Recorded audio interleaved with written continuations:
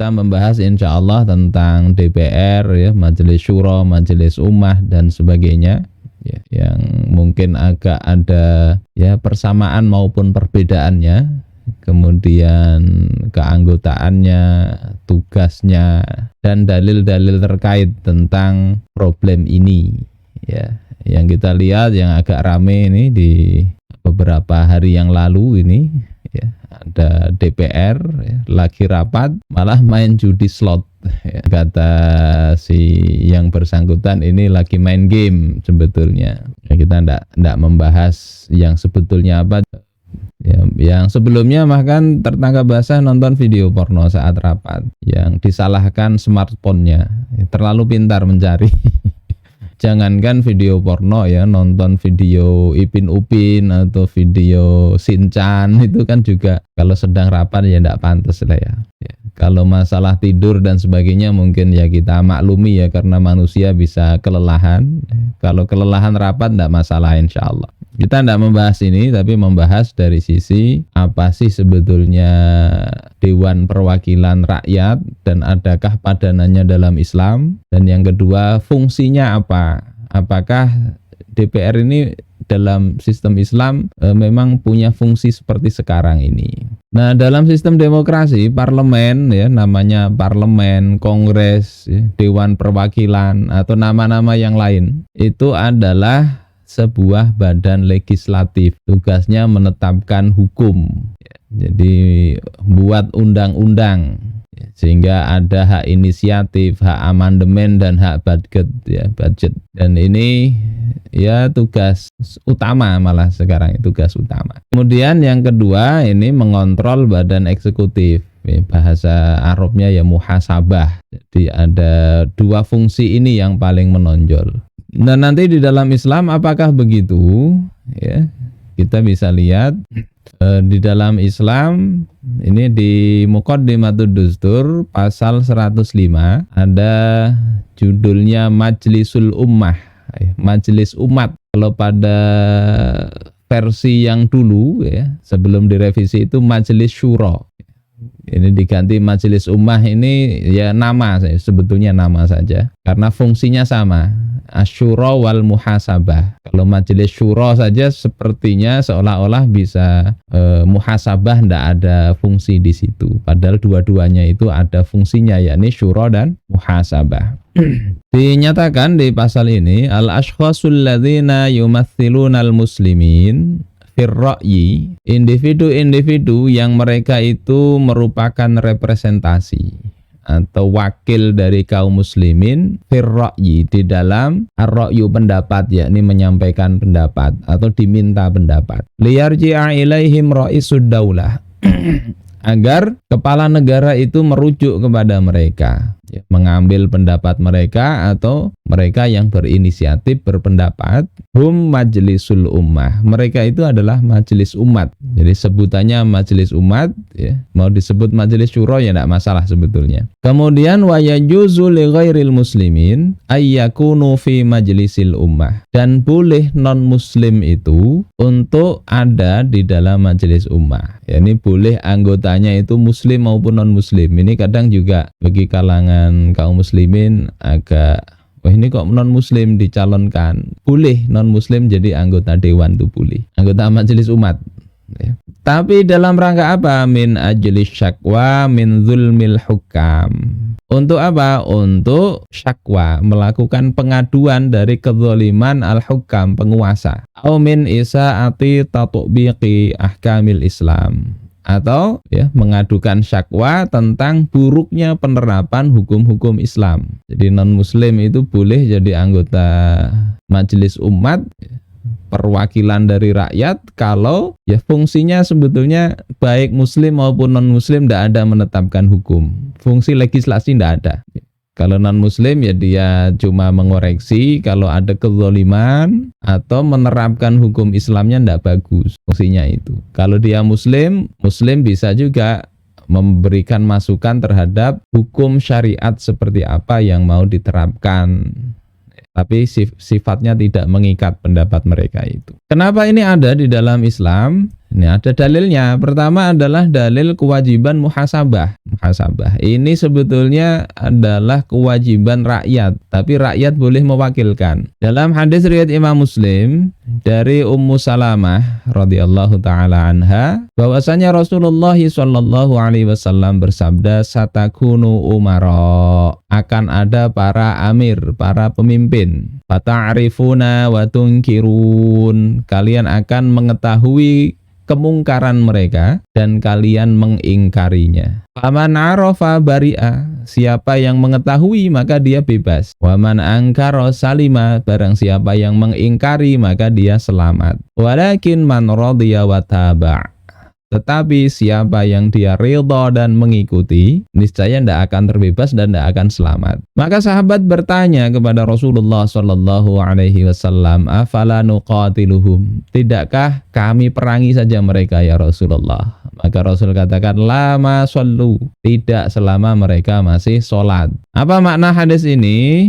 Di antara para ulama ada yang mensyarah, salah satunya Imam An-Nawawi di dalam syarah Sahih Muslim. Makna dari faman arafa tadi, yang ini, man arafa bari'a, maknanya bukan sekedar tahu kemudian selamat, enggak. Tapi kata beliau, faman arafal mungkar, siapa yang mengetahui kemungkaran, walam yashtabih alaih, dan tidak ada tersamar atasnya. Bahasanya itu memang mungkar. Kalau masalah ikhtilaf, beda pendapat, ya jangan dianggap itu kemungkaran. Padahal sekedar beda pendapat. Yang kedua-duanya ada dalil, ya, meskipun dipandang oleh si anggota majelis ini dalilnya lemah. Tapi itu pendapat yang islami masih. Maka ya jangan dianggap kemungkaran. Walam yashtabih alaih, ini tidak ada syubhat lagi. Memang betul-betul mungkar. Faqad sorot lahu tariqul bara'ah, maka jadilah dia itu memiliki jalan untuk terlepas min itsmihi wa uqubati. Terlepas dari apa? Dari itsmi, dosa penguasa tersebut dan siksaannya. Jadi kalau rakyat ini sebetulnya penguasa itu dia melakukan kemungkaran, rakyat itu bisa ikut-ikut terbawa-bawa, terkena dosa dan siksanya. Tapi bagi orang yang tahu bahwasanya itu kemungkaran, dia punya jalan untuk terbebas dari dosa penguasa itu. Apa jalannya? Bi ayyu ghayyirahu biyadih, yakni dengan jalan dia melakukan taghyir, perubahan dengan tangannya, au bilisani, atau dengan lidahnya, koreksi, ngomong, kontrol, ya. Walaupun nanti dianggap nyinyir, ya paling udah ngontrol itu, ya sampaikan itu supaya orang tahu itu salah. Fa in ajiza falyakrahuhu biqalbi. Kalau ternyata tidak bisa juga, lemah dia, maka hendaklah dia mengingkari dengan hatinya. Minimal tidak senang, bukan justru malah menjadi buzzer untuk membela sebuah kemungkaran. Ini bagi orang yang tahu dia bisa terbebas. Kalau tidak tahu bisa dia celaka, karena bisa jadi dia menjadi penyokong kemungkaran. Kemudian walakinnal itsma wal uqubah, akan tetapi dosa dan sanksi siksaan itu alaman radhiya wa taba', itu ya akan diberikan kepada orang yang meridhai kemungkaran dan mengikutinya. Wa fihi dalilun ala anna man ajaza an izalatil munkar. Di dalam hadis ini ada dalil bahwasanya orang yang tidak sanggup menghilangkan kemungkaran la ya'thamu bimujarradis sukut. Dia tidak berdosa dengan sekedar diam, diam tapi hati mengingkari. Bal innama ya'thamu birridha bihi. Tetapi dia berdosa kalau dia rela. Makanya salah satunya tabi'in senior namanya Sa'id bin Al-Musayyib, jangan kalian lihat sesuatu kemungkaran kecuali dengan hati yang tidak rela. Jangan dipenuhi mata apa itu dengarkan kemungkaran, mestinya ada ketidakrelaan. Karena kalau rela ya ikut menyokong kemungkaran. Au bi alla yakrahuhu biqalbihi, atau dengan dia tidak mengingkari, tidak menunjukkan rasa senang dalam hati itu. Au bil mutaba'ati alaih, atau dia mengikuti kemungkaran itu. Terus pelajaran berikutnya, annahu la yajuzul khuruj 'alal khulafa. Kata Imam An-Nawawi, tidak boleh keluar dari ketaatan kepada para khalifah bimujarradil zulmi awil fisq, dengan sekedar adanya kezaliman atau kefasikan. Jadi kalau memang masih salah, jelas salah ini. Tapi malam yughayyiru syai'an min qawaidil Islam, selama mereka enggak mengubah sesuatu pun dari kaidah-kaidah Islam, dasar-dasar Islam, ya, hal halal haram yang sudah nyata-nyata jelas dalilnya, enggak ada perbedaan, itu dilanggar, ya. Kalau itu masih dipakai, maka itu tidak boleh keluar dari ketaatan. Kalau sudah menghalalkan yang haram, sudah jelas haram dihalalkan, nah itu tidak termasuk dalam larangan Rasul untuk memerangi mereka. Ini dalam kondisi kalau awalnya negaranya menerapkan Islam. Saudaraku sekalian rahimakumullah, ini dalil pertama bahwasanya majelis umat itu perlu ada, yakni adanya muhasabah, dan ini sebetulnya adalah kewajiban rakyat secara umum, ya, yang mengerti. Tetapi kalau tidak, ya diwakili wakil. Kemudian berikutnya adalah aktivitas Rasul sendiri, yang beliau sering meminta pendapat, bermusyawarah dengan beberapa orang dari kaum muhajirin dan ansor yang mewakili mereka. Ini menunjukkan bahwasanya ya ada orang yang dari kalangan rakyat itu sebagai orang yang diajak musyawarah. Kemudian ada orang-orang tertentu dari sahabat, tidak semua kaum muslimin, yang sering diambil pendapatnya oleh Rasulullah Shallallahu Alaihi Wasallam. Abu Bakar, Umar, Hamzah, Ali, Salman Al-Farisi, Hudzaifah, dan seterusnya. Nah, ini di dalam penjelasan di Muqaddimatud Dustur, ya.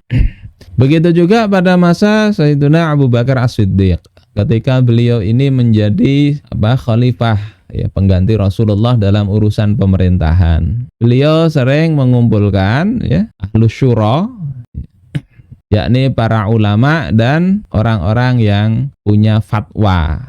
Ini diceritakan oleh Ibnu Sa'ad dari Al-Qasim. Jadi Abu Bakar ketika ada suatu perkara, beliau ingin musyawarah, ya, beliau memanggil, ya, ahlul ra'yi, ahlul fikhi, para pakar lah, cendekiawan, ya, ahli fikih, ya. Beliau memanggil dari kalangan muhajirin, dari kalangan ansor, ya, yang biasa dipanggil misalnya Umar, Utsman, Ali, Abdurrahman bin Auf, Mu'adz bin Jabal, Ubay bin Ka'ab, Zaid bin Sabit, ya, dan seterusnya ini. Jadi ini dalil bahwasanya ya harus ada orang-orang seperti itu.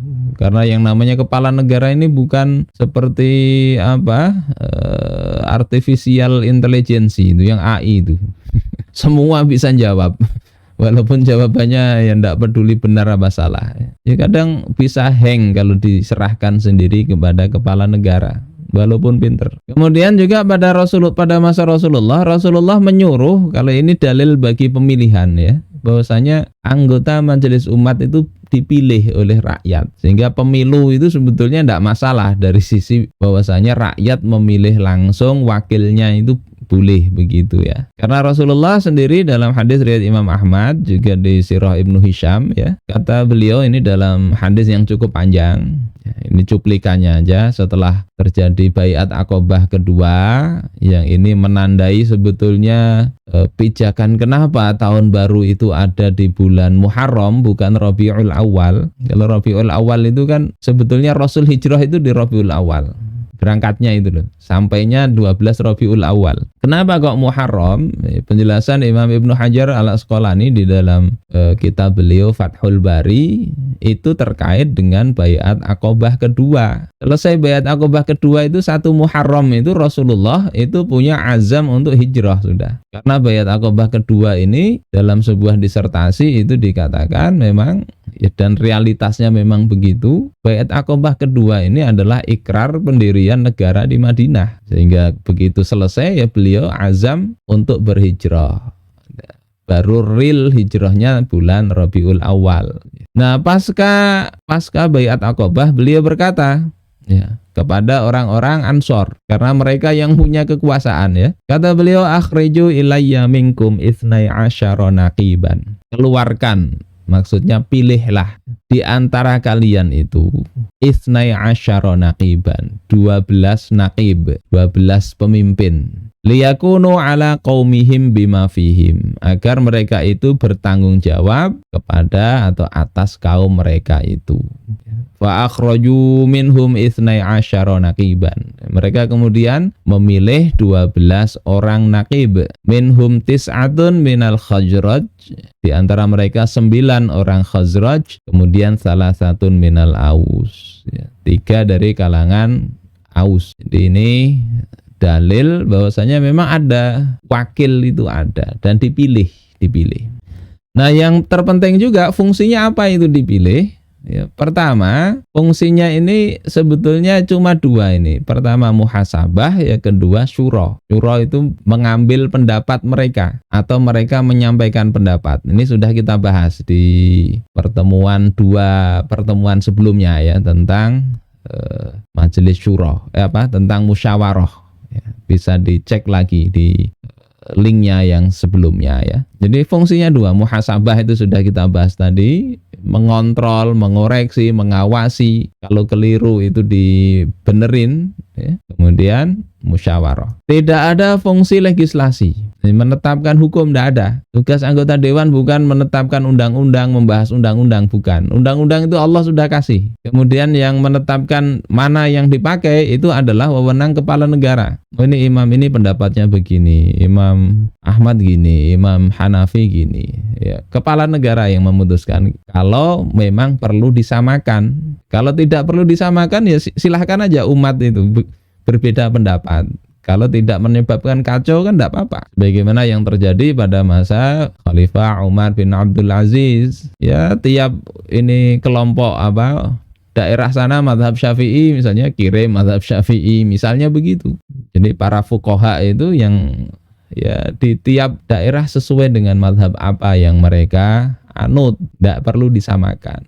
Abu Ja'far juga pernah meminta Imam Malik untuk kitab Al-Muwatta dijadikan hukum negara supaya seragam. Imam Malik tidak mau begitu. Karena ilmu ya, pendapat itu para sahabat itu sudah nyebar kemana-mana dan masing-masing punya pendapat. Sehingga kalau memang pendapat itu tidak menimbulkan kegaduhan, ya biarkan, tidak perlu disatukan. Jadi tidak ada fungsi anggota dewan melegislasi hukum. Hukumnya dari Allah sudah. Memilihnya kalau memang perlu disatukan wewenang khalifah, wewenang kepala negara. Hanya saja dalam masalah ini majelis umat itu boleh beri masukan dalam hal legislasi itu, tapi tidak mengikat. Kalau majelis umatnya memang pintar para ulama ya, bisa beri masukan, ini tidak cocok ini hukum seperti ini di tempat di sini, misalnya begitu. Ini dalilnya, inil hukmu illa lillah ya. Sesungguhnya ya, menetapkan hukum itu hanyalah hak Allah Ta'ala. Allah Ta'ala. Kepala negara itu cuma mentabani ini hukum Allah yang mana, yang kalau ada perbedaan pendapat. Maknanya apa? Inil hukmu illa lillah. Dalam tafsir Al-Qurtubi dikatakan mal hukmu illa lillahi fi ta'khiril azab wa ta'jilihi. Penetapan ya, tidak ada penetapan dalam hal mengakhirkan azab ataupun menyegerakan ya, kecuali itu adalah wewenang Allah. Maknanya di ayat sebelumnya kan, tidak ada padaku itu azab yang kalian minta segera diturunkan. Orang-orang kafir kan begitu ngomongnya. Kalau betul ada azab, sudah turunkan sekarang aja. Maka kata Rasulullah, tidak ada mau menyegerakan atau mengakhirkan, itu hanya wewenang Allah Ta'ala, bukan keputusanku. Wakila al-hukmu al-fasil bainal haqqi wal batil lillah. Dan juga dikatakan maknanya adalah memutuskan antara mana yang hak dan mana yang batil, itu adalah haknya Allah Ta'ala. Ayat-ayat yang lain yang tadi Mas Afik baca tadi, apa hukmal jahiliyati yabghun wa man ahsanu minallahi hukman liqaumi yuqinun. Apakah hukum jahiliyah yang mereka kehendaki? Hukum siapa yang lebih baik daripada hukum Allah bagi orang yang yakin? Jadi masalah hukum tidak sulit ya, Allah sudah berikan. Itu tentang fungsinya. Dan syura dan muhasabah inilah sebetulnya fungsi utama, dan itu saja fungsi dari majelis umat. Ya. Kalau mau DPR atau apa itu mau menjalankan fungsi ini saja ya sebetulnya tidak masalah karena itu tugasnya sudah tugas rakyat ya, tugas rakyat apalagi orang-orang wakil dari rakyat. Nah, keunggulannya dari sistem dalam demokrasi walaupun sama-sama boleh disebut Dewan Perwakilan Rakyat atau Majelis Umat, ya, Dewan Perwakilan Umat atau disebut parlemen atau sebagainya, tapi fungsi yang membedakan adalah ada di legislasi tadi. Kalau tanpa fungsi legislasi itu bisa ada beberapa keunggulan. Pertama menutup peluang intervensi dan penjajahan. Ya, kenapa? Karena tidak menetapkan hukum. Kalau DPR untuk menetapkan hukum, di situ pintu masuknya intervensi dari pengusaha lokal maupun pengusaha asing. Dan yang kedua yaitu masuk penjajahan, pemaksaan dominasi asing. Kan tinggal dikasih aja berapa itu. Nanti yang tidak punya duit dikasih biaya kampanye. Nanti golkan ya, ini saya punya proyek ini. Penjajahan kan begitu. Ya. Dan pengusaha baik itu asing maupun lokal itu mereka tahu. Sehingga kalau calonnya itu ada berapa gitu, mereka bisa nanam di semua itu ya. Semua dikasih jasa. Supaya apa? Nanti proyeknya jalan. Sehingga kita bisa lihatlah bagaimana kondisi sekarang. Yang kata Mahfud MD, Nutib Abraham Samad itu, andai tambang itu ndak ada mafianya, itu rakyat itu tiap orang bisa dapat 20 juta per bulan dari hasil tambang Indonesia itu. Tapi ya ini tadi ada mafianya.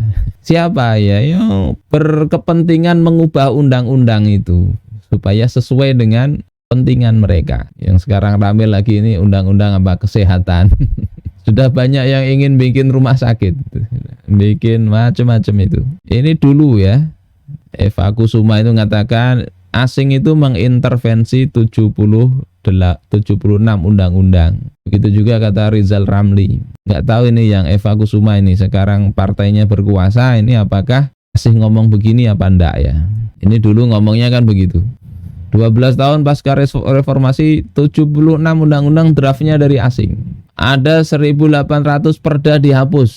Untuk apa? Memuluskan investasi. Yang sekarang jadi omnibus law itu. Akhirnya alam semakin rusak ya.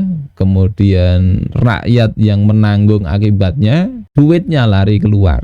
Ya ini masalahnya di situ. Sejak milih yang membuat undang-undang itu sudah bisa jadi ditanam jasanya di situ sudah. Kata ada seorang politisi yang keluar dari penjara itu juga mengatakan berapa? 99% itu korup kata dia. Karena dia pelaku kan mungkin tahulah bahwasanya ya memang ada titipan-titipan itu. Ini agak berat memang harus ya problem ini tidak selesai dengan mengharapkan proses yang ada sekarang ini. Kemudian yang kedua, kalau yang dipakai itu adalah konsep majelis umat di dalam sistem Islam, maka anggota majelis umat ya, atau anggota dewan itu betul-betul akan melayani umat, bukan melayani partai. Karena yang milih langsung itu adalah umat, ya, bukan wakil partai, apalagi petugas partai. Mereka ini wakil umat. Kemudian yang kedua, karena undang-undangnya jelas, itu adalah hukum-hukum syariat dari Allah Subhanahu wa taala. Yang ketiga, motivasi mereka itu adalah motivasi ketakwaan. Karena tugas muhasabah ini dibebankan atau tidak itu sebetulnya tugas tiap orang. Apalagi dia sudah diamanahi rakyat untuk jadi wakil mereka. Ini loh, kontrolkan penguasa supaya tetap berjalan sesuai dengan sesuai dengan rel syariat Islam. Kemudian yang berikutnya hemat biaya. Hemat biaya. Kenapa? Karena untuk membuat undang-undang itu ada duitnya. Ini data lama ya. Nanti data baru bisa lebih banyak ya. Dulu itu satu RUU ya, satu RUU itu bisa anggarannya 1,8 miliar di tahun 2011. Sudah berapa tahun yang lalu. Naik lagi di tahun 2012. Sekarang cek lagi itu bisa lebih mahal lagi. Baru merancang satu rencana undang-undang. Setelah diketok, itu banyak yang kemudian tidak layak. Akhirnya dibatalin. undang-undangnya dibatalin yang kayak kemarin apa Omnibus Law atau Cipta Kerja itu kan dibatalkan MK itu ya. Sebetulnya tidak dibatalkan, suruh ngoreksi, tidak boleh berlaku.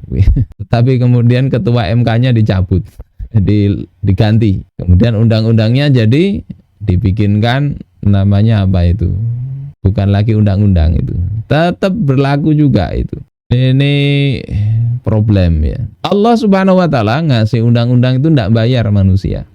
Tidak bayar. Lengkap dengan rincian para ulama itu, mereka berijtihad itu juga tidak bayar. Rakyat itu tidak bayar kepada ulama agar mereka nulis ini gimana hukumnya, tidak. Sehingga lebih hemat biaya. Berikutnya akuntabilitas lebih terjamin ya. Karena fungsinya hanya mengontrol penguasa dan bermusyawarah, tidak punya hak legislasi. Sehingga anggota dewan tidak bisa disogok-sogok karena dia tidak punya wewenang untuk menggolkan satu hukum. Kemudian lebih efisien ya. Kemudian juga meminimalisir konflik ya. Kadang gara-gara ini ya berkelahi ya. Untuk kepentingan apa? Semakin banyak yang nitip itu kan jadi konflik nanti. Ini mungkin beberapa hal terkait fungsi majelis umat dan keunggulannya kalau itu memang diterapkan. Nah, berikutnya tentang pemilu ya. Di pasal 106, yuntakhabu a'dha'u majlisil wilayah intikhaban mubasyiran min ahlil wilayatil ma'niyah. Anggota majelis wilayah. Jadi nanti ya mirip DPR itu, ada yang daerah, ada yang pusat, itu boleh-boleh saja, dan itu mestinya begitu juga kalau wilayahnya luas. Itu dipilih dalam pemilihan umum ya, yang sifatnya langsung dari penduduk wilayah yang terkait. Kemudian yuhaddadu adatu a'dha'i majlisil wilayat binisbati adadi sukani kulli wilayatin fid daulah. Ini saya rasa teknis ya, bahwasanya dibatasi jumlah anggota majelis wilayah itu sesuai dengan proporsi jumlah penduduk setiap wilayah. Ya teknisnya yang sekarang itu masih bisa dipakai, teknis pemilihan ini.